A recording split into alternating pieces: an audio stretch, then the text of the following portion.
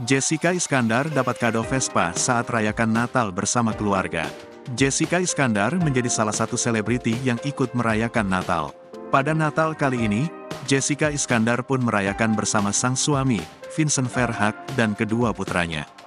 Rayakan Natal tahun ini di Bali, Jessica Iskandar juga memboyong semua keluarganya di Jakarta untuk merayakan Natal bersama di sana.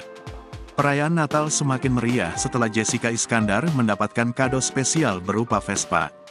Hal itu terlihat dalam unggahan Instagram pribadinya @inijedar, Sabtu, tanggal 24 Desember tahun 2022.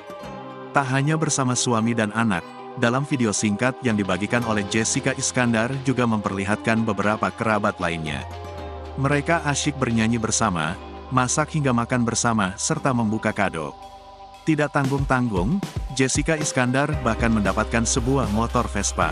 Dalam keterangan unggahannya, Jedar tak lupa mengucapkan selamat Natal kepada para netizen. Our Christmas Eve Bali 2022. Merry Christmas everyone, tulis Jessica Iskandar.